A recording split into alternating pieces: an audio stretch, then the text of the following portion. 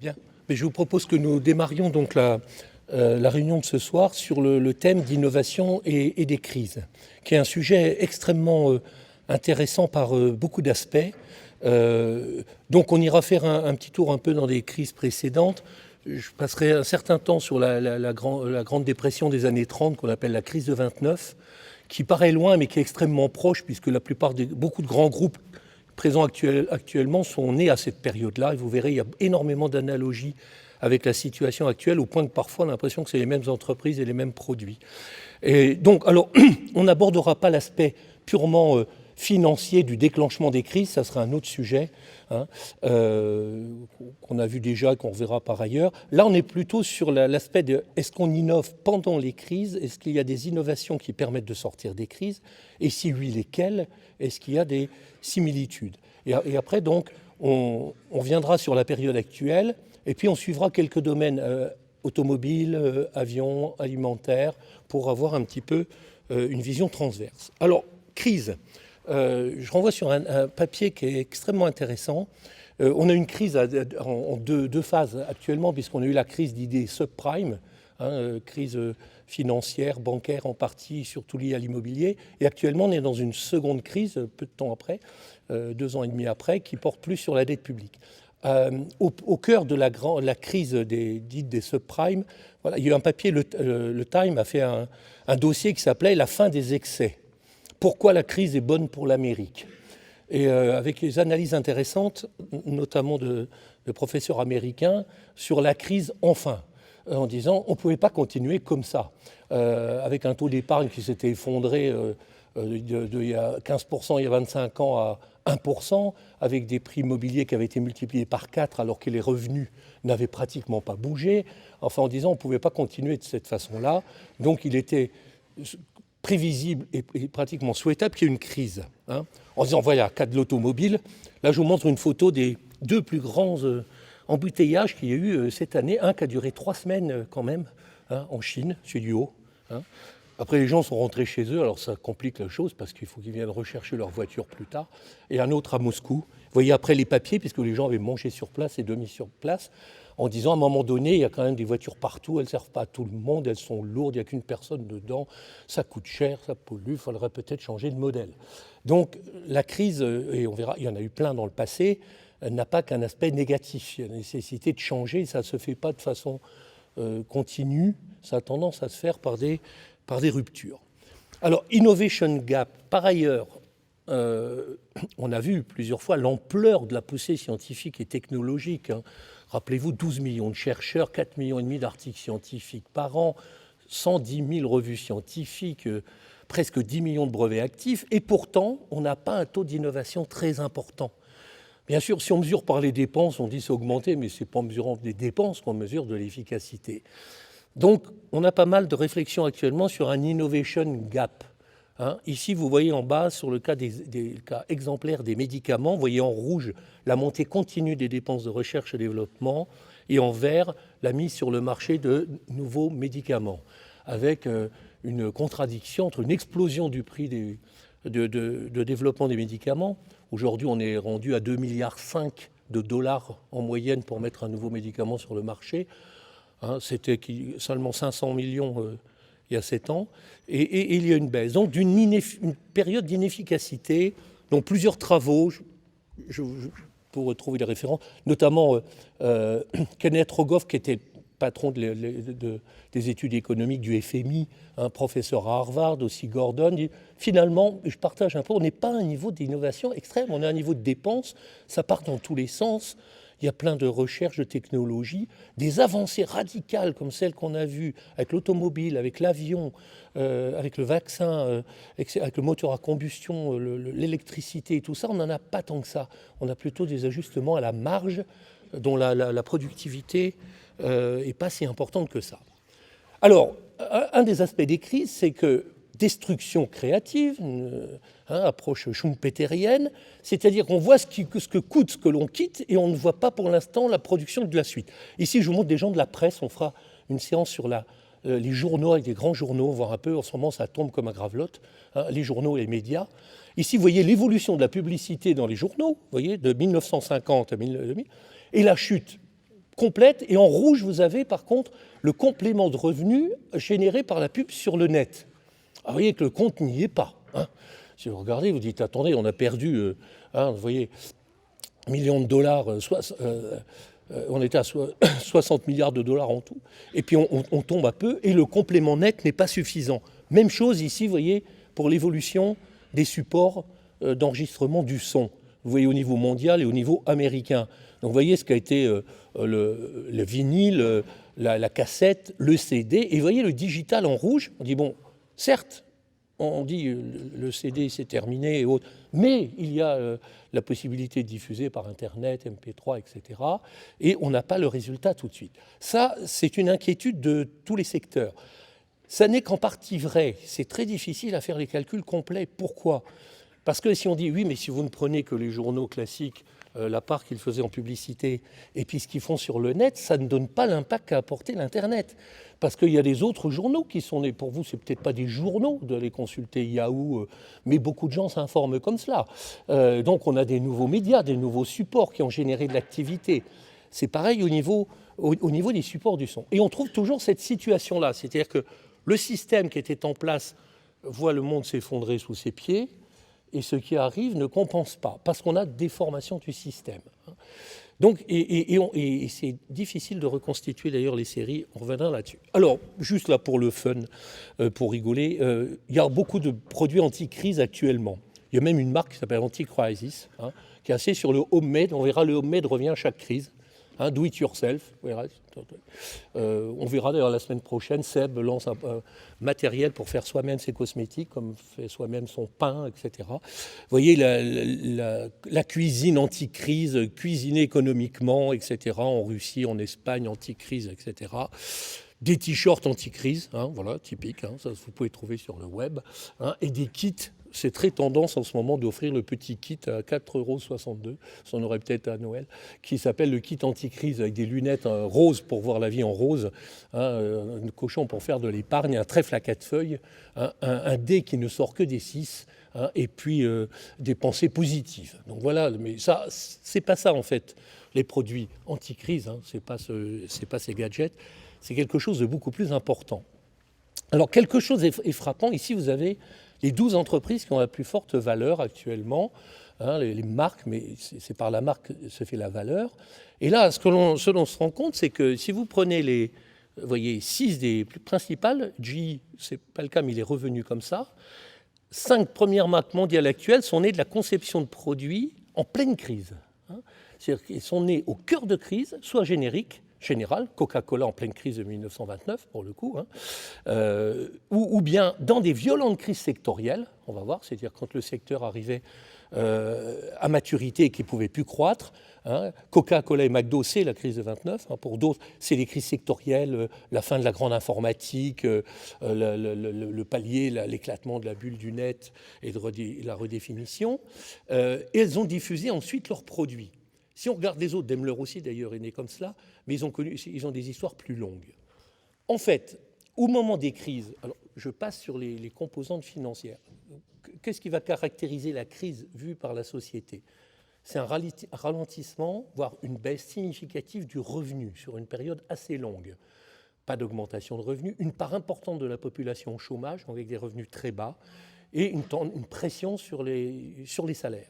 Donc, diminution de la capacité d'achat des individus et difficultés dans leurs achats. Quels sont les achats principaux ?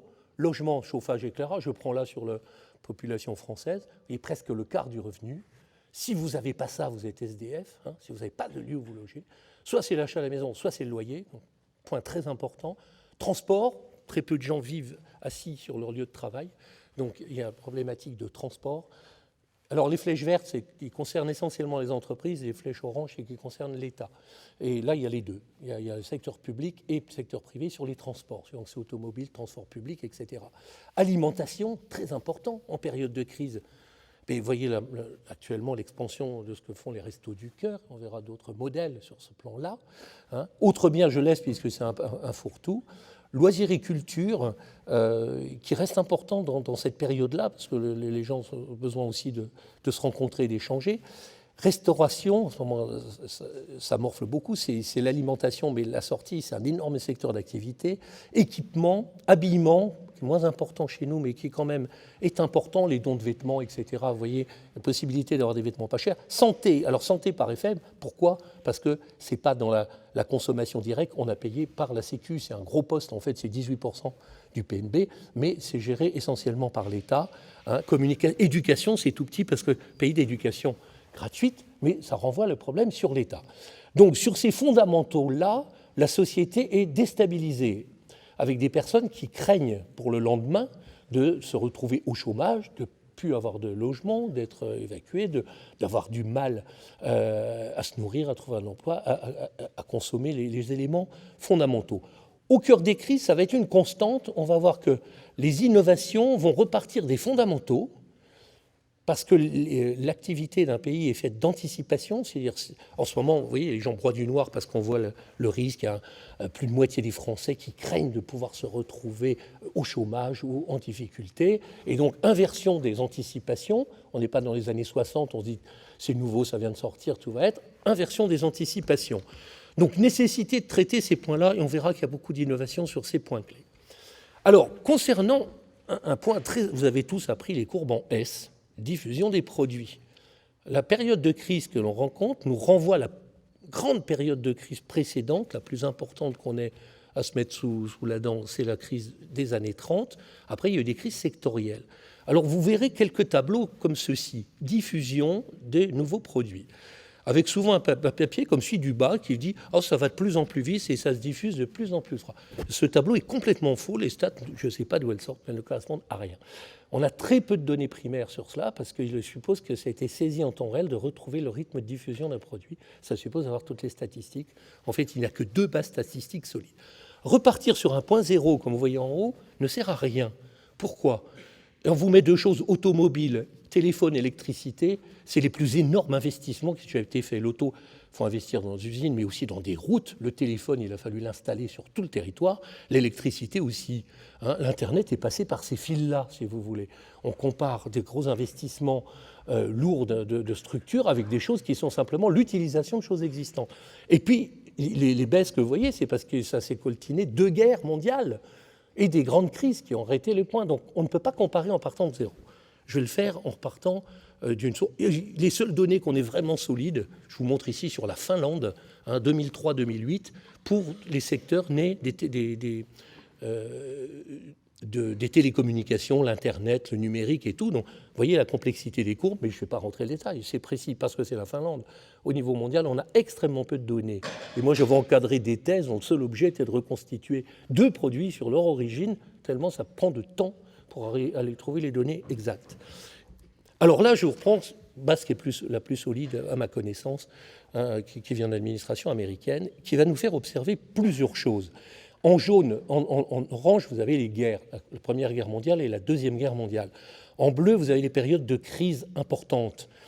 Avant la Deuxième Guerre mondiale, vous avez la longue crise des années 30, hein, qui débouche après 39-45, la guerre. Vous avez la crise molle des années 1973 et qui va traîner ce qu'on a appelé la crise. Il y a un film qui s'appelait La crise. Hein, c'est pas profond, mais il n'y a plus de croissance pendant presque 8 ans. Et puis une crise plus récente qui est ensuite 2001-2002. Après, on passera sur la période plus récente. Ce que l'on observe, alors la guerre, ça c'est les diffusions des produits nouveaux dans la société américaine. Il faut savoir qu'aux États-Unis, à la guerre de 14, ils l'ont vu de très loin. Hein, et ils sont arrivés assez tard sur le continent, et il y avait très peu de militaires américains. Il y avait moins de militaires américains que de gens de la Croix-Rouge américaine, pour donner une idée, hein, qui sont venus en Europe. Donc, ce n'était pas une guerre américaine. Hein, ils ont participé à la victoire, ils ont joué un rôle important, je ne critique pas les États-Unis, mais ça n'a pas affecté du tout la consommation aux États-Unis, si vous voulez. Hein. Vraiment, la crise la plus importante, il y en a une qui était juste au tournant de 1900, tout début des années 1900, 1903, 1908, et il y en avait une vers la fin des années 1890, mais on ne la voit pas là. Première vraie crise, c'est la grande crise, la Grande Dépression, 1929, et qui va traîner, je dirais, ça va un petit peu bouger 5 ans après avec l'arrivée de Roosevelt, le New Deal, mais en fait, c'est un peu de l'apparence. Et en fait, on n'en sortira qu'un an et demi avant la guerre qui crée un autre type de crise. Qu'est-ce que l'on observe pendant la crise ? Vous voyez, celle-là qui est la grande crise de 1929. Vous avez des produits qui ne sont absolument pas affectés par la crise. Non seulement ils ne sont pas affectés, mais ils accélèrent. Vous prenez par exemple 2 produits d'équipement clés, la machine à laver et le réfrigérateur. Au tournant de l'an 2000, il y a eu une enquête mondiale sur quelle a été la plus grande invention, innovation du siècle passé, du XXe siècle. Les femmes ont dit la machine à laver. Parce qu'avant, ça prenait 1 journée et demie par semaine d'aller laver les choses, et la pilule. Bon, là aussi, le réfrigérateur, ça permet de conserver des aliments qui sinon se perdaient. C'est des produits typiquement anti-crise. Le réfrigérateur continue à tourner à 30% de croissance par an pendant toute la crise de 1929. Et pareil pour la machine à laver. Le téléphone va connaître une baisse. Pourquoi ? Parce que c'est l'équipement des communes et des sociétés de la même façon que l'électricité. Pour mettre l'électricité, enfin, si vous regardez l'ancien texte, c'est dans les campagnes, c'est les communes, on dit on met l'électricité, puis voilà, il va y avoir tout, ralentissement des investissements. Mais vous voyez qu'au milieu de la crise, la courbe s'inverse. Pourquoi ? On va le voir après. C'est que la société et les entreprises s'adaptent à la crise, elles prennent conscience d'un nouveau contexte, elles vont sortir des produits anti-crise. On va voir ce que sont des produits anti-crise, qui vont permettre de récupérer le marché avec des produits simples, faits en très grande quantité, basiques, bien structurés, vous allez voir, qui vont permettre de repartir en croissance, de recréer de la richesse. Et vous en avez, vous voyez, on voit donc qu'on a des produits qui sont plutôt, comment dirais-je, des produits. La radio, elle passe comme truc parce qu'on se tient au courant, ça coûte très peu cher. C'est un produit qui a tout le temps roulé de façon phénoménale. Vous voyez, l'automobile, quand arrive la guerre de la Deuxième Guerre mondiale, alors les Américains ne rentrent pas en guerre en 1939. C'est à partir de 1942 qu'on a une chute violente. Les hommes sont partis à la guerre, etc. On réquisitionne l'essence, les matériaux. Donc l'automobile baisse. Et vous voyez aussi la machine à laver, les femmes sont seules, etc. C'est là. Mais on verra qu'il y a un truc qui se répand immédiatement, parce que c'est un investissement lourd que ne peut pas se permettre la famille. Ça va être les laveries automatiques qui vont rester une spécificité des États-Unis encore aujourd'hui. Vous voyez, dans le mythe de la publicité américaine, vous avez la laverie qui est bien avec son jean et tout le bardard, parce que c'est un moyen collectif d'utiliser la machine à laver. Réfrigérateur continue, toute petite régression, parce que c'est un outil extrêmement efficace pour traiter l'alimentation. Radio aussi, électricité n'est pas affectée par cela. Quand on va voir c'est pareil, pendant la crise dite, je vais dire la crise récente, celle qui est déclenchée en fait par la première crise du pétrole, le micro-ondes n'est pas du tout affecté, va plutôt accélérer avec la crise parce que c'est un moyen pratique et peu coûteux en énergie de préparer les repas, si vous voulez.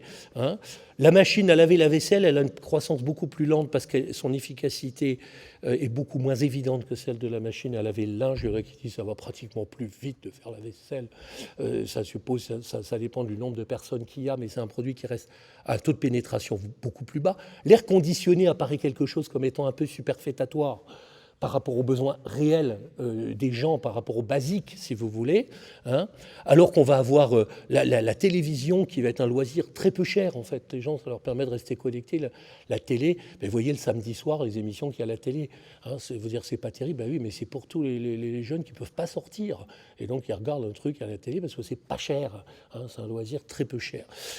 Donc, c'est juste un passage rapide pour vous montrer qu'en fait, il y a des produits qui vont, eux, en fait, contrer la crise parce qu'ils ont une efficacité en création de richesses pour l'individu, en création de services réellement utiles qui va être plus forte alors que d'autres vont être marqués.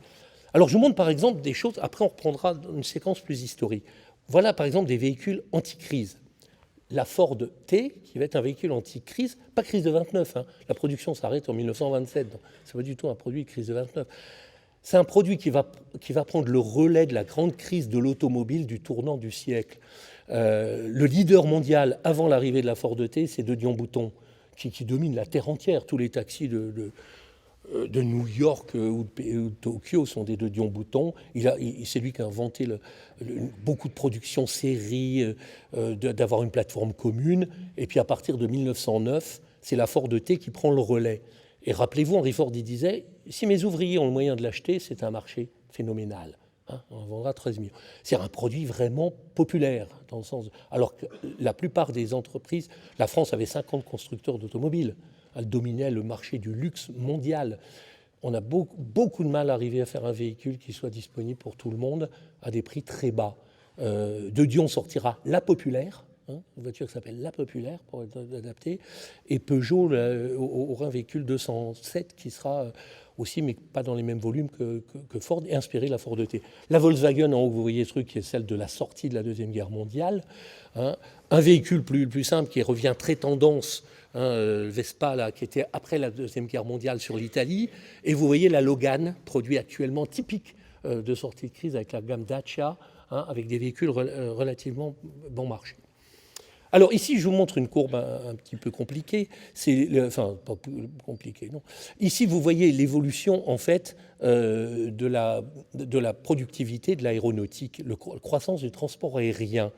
Et vous voyez des périodes où la croissance est relativement faible et des explosions qui correspondent là à 4 générations d'arrivées d'avions que l'on peut considérer comme étant anti-crise. La partie est très intéressante encore si on allait plus bas dans les années 30, mais on verra avec le Boeing. On va voir comment Boeing avait réagi à la crise de 1929. Ici, vous avez les avions de sortie de la Deuxième Guerre mondiale comme Super Constellation. Après, vous avez une pause un petit peu. Vous avez l'arrivée des jets. L'arrivée, alors en 58, du Boeing 707 qui va changer la donne des C-8, Caravelle, etc., qui vont permettre une explosion du transport aérien de façon très forte. Ensuite, on a une période où on a assez peu d'amélioration de la productivité. On aura l'arrivée du 747 qui va introduire des nouveaux critères de rapport coût-efficacité phénoménaux et qui sera suivi par DC-10, Tristar, Airbus qui va jouer un rôle déterminant dans l'augmentation. Après une petite retrait qui est liée à la crise du pétrole, la première, qui va justement rendre ces avions encore plus efficaces, parce que surtout Airbus, il n'y a que 2 réacteurs. Et puis on voit aussi après la suite, la filière à 320 et autres, et l'arrivée d'une nouvelle génération. C'est-à-dire que quand on arrive à un palier, ça c'est ce qu'on appelle des crises sectorielles, qui ne sont pas liées à des crises globales, mais sectorielles, la bulle Internet qui ne touchait pas l'alimentation, si vous voulez, parce qu'on arrive à une limite d'un système, comme on arrivait à une limite avec les gros systèmes informatiques avant l'investissement massif sur la micro-informatique. Et donc, on va voir aussi, je vous l'illustrerai, le cas des crises sectorielles, où généralement, on va avoir une innovation majeure d'une entreprise qui va améliorer de façon considérable le rapport coût-efficacité et qui va prendre le deal. Et ça n'intervient pas en période de croissance. En période de croissance, on n'a pas une tellement forte motivation à innover. Si ça marche bien, on produit plus, basta. On ne va pas changer la donne si tout va bien. Si vous faites 15% de croissance, vous augmentez vos capacités de production, plus que vous dites, il faudrait remettre en cause tout, faire beaucoup moins cher, etc.